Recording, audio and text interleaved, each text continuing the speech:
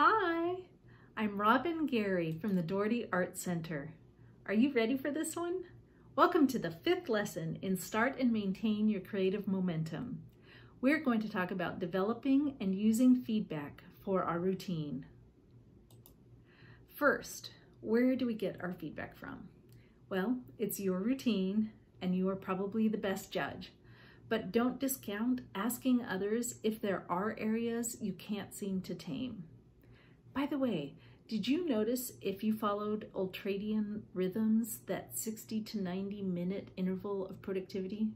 Weirdly enough, I did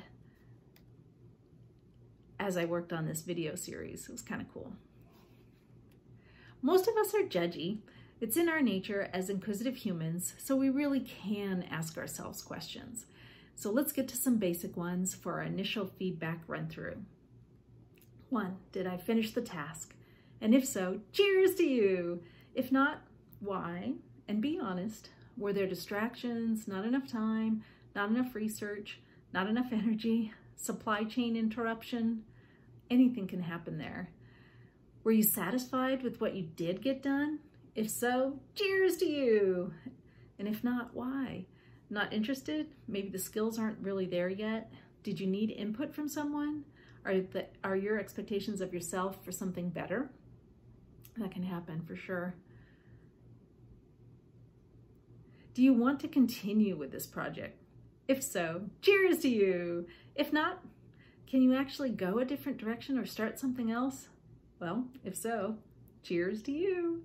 And if not, how can you make this project work for yourself? Do you need shorter intervals of work followed up by happy hour?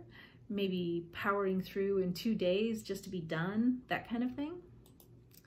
How do you feel at the end of the day? Do you feel accomplished, motivated for the next day? If so, cheers to you. And if not, what do you need to do to keep your goals rewarding? And that is often the question. Well, there will be times where you don't hit it out of the ballpark with an activity. It's okay to move on with what you finished and learned. You will use the experience in the future and possibly at the most unexpected time. What about activities that you haven't finished and need to continue? How do you insert these bleed over tasks back into your schedule? Well, revisit your planner and figure out if it can be inserted sooner or later. Maybe moving other activities or adding a little time to the end of your workday. If you have to schedule it out, don't forget to leave yourself clues about where you left off in this activity so you can get back to it right away. Well, we are all human, right? We all have productive times and fallow times. Use your feedback to keep and maintain your momentum. I love real life examples of artists' routines, failures, and successes. So I do look at blogs, I read biographies, and listen to podcasts. Right now, one of my favorites is Routines and Ruts as a podcast. In Jerry Saltz's new book, How to Be an Artist, there are excellent examples of how some creatives do maintain routines. And there are really good examples also in Manage Your Day to Day, including one of my favorite artists, Brian Eno, along with many other creatives.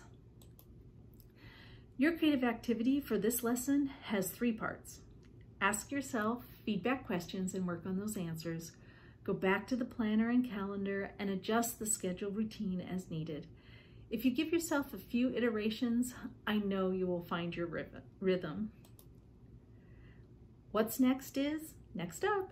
Thank you for watching. You can find more from the Dougherty Art Center on this page.